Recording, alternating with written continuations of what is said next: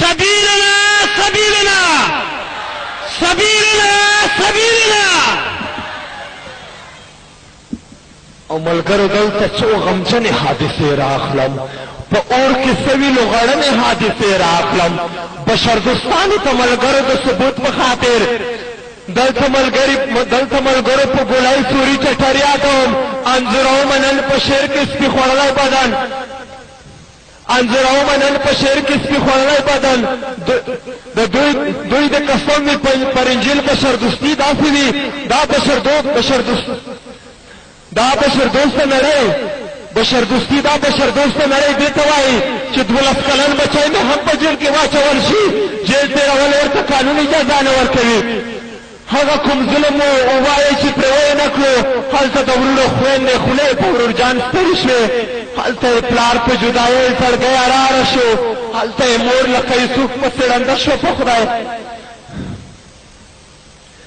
دلته یو بل به یو بندي جانان چې سره اخلم چې په زندان کې یو ملګري ته تپوس کړی و، په غم ککړی یاره وایه دغه څه سبب و چې نن په تا باندې اثر د لیونتوب شوی دی.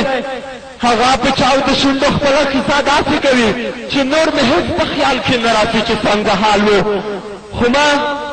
خو نور مې هېڅ په خیال کې نه راسي چې څنګه حال و. خو ما 18 کسه خپله خلقه نه لرله، خو یوه ورځ مې یهودیان په کور راننوتل، 18 کسه یې په یو وار شهیدان کړله.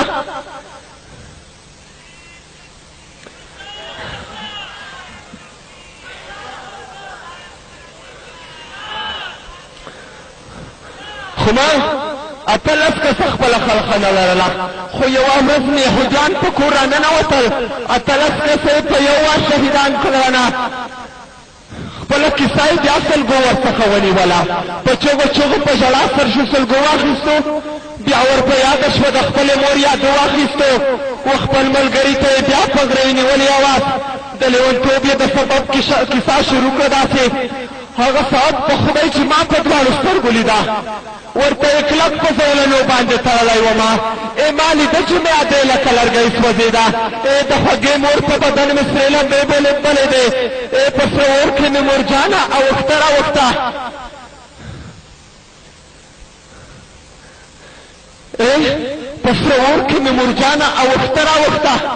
په داسې حال کې به په ما څنګه لیونتوب نه راتلو، څنګه به په ما باندې جهانانه د غم خوب نه راتلو. هغه ساعت مې د خپل خدای څخه ګیله راتلله، د مسلمان زړه خو کعبه وي خو کعبه ورانه وي. خدای په کار د ابرهه ورسره کړې ولې نه. دلته یو بل دی و غازي لالي کیسه راکړم، دلته یو بل دی و غازي لالي کیسه راکړم. دی دا ګمان وکړي چې درومه رقیبان تللی دي چې کور ته لاړ شي یهودیان یې د کاله تاو شي، دې خوار افغان دغې بېوسه پښتانه نه تاو شي. دې ظالمانو په یو وار باندې لس سپي ور خلاص کړي. دا ظالمان په یو وار باندې لس سپي ور خلاص کړي. په دین مین د مور او پلار په مخ کې سپو داړلو، بس دغه چیغې مې د خپل یار د خولې راوتې چې عمر جانې بابا جانه درنه سپی مات کړم. نعره تکبیر، مرګ په امریکا، مرګ د امریکا په غلامانو، مرګ د کرزي په غلامانو، نعره تکبیر.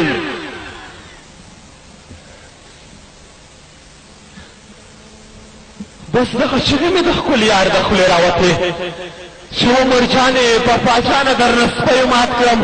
دغې بېوسه جانان ډېرې به وهلې چیغې. مسلمانانو ورونو کله اورېدلې چیغې، مسلمانانو ورونو کله اورېدلې چیغې. نو زموږ د قرآن د حافظانو د کاریانو غوښې د یهودیانو نصرانیانو خولو په سپو کې یوړې. مسلمانان د په کورو کې پلاونه وهي، دا ځینې د په ښار کې کبابونه وهي. دا مو ګناه ده د اسلام په سر مو نه پرېږدي چې بس نامه ورسره څنګه د جهاد یادوو. په ای مسلمان ای پښتنو دغه خبره خوا پر غور واورئ، تر څو چې مونږ له اسلام ورته تېر شوي نه وو، تر څو چې مونږ د خپل دین ورته پرېښی نه وي، تر څو چې موږ له محمد منکر شوي نه وو، تر څو چې موږ په عیسی ایمان راوړی نه وي، تر څو چې موږ په قرآن پښې ورته ایښي نه وي، تر څو چې موږ په قرآن پښې ورته ایښي نه وي، تر څو چې موږ انجیل په ځان منلی نه وي،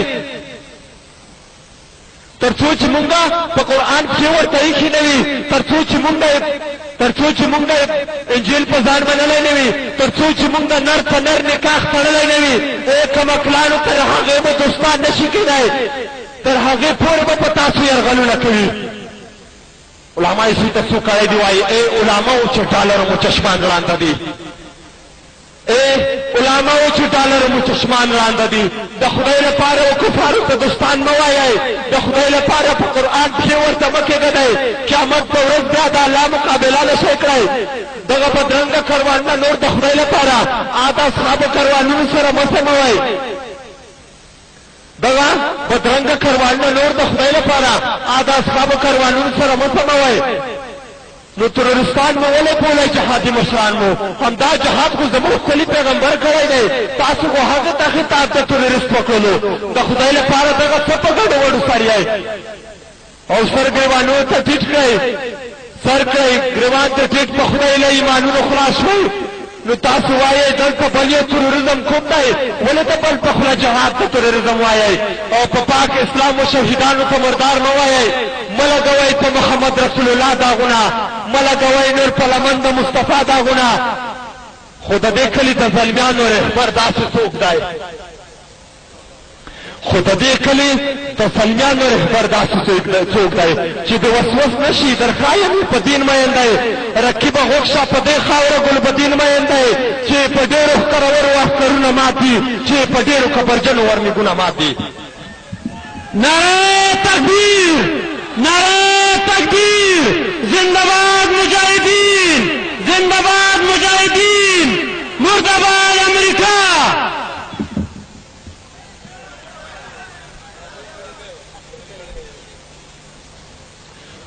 خو د دې کلي د زلمیانو رهبر داسې څوک دی، خو د دې کلي د زلمیانو رهبر داسې څوک دی چې د وسوس نشي درخایم یې په دین مین دی، رقیبه غوښه په دې خاوره ګل په دین مین دی، چې په ډېرو ښکرورو عسکرونه مات دي، چې په ډېرو کبرجنو ورمېږونه مات دي. مننه کوم له توجه له احساساتو مو.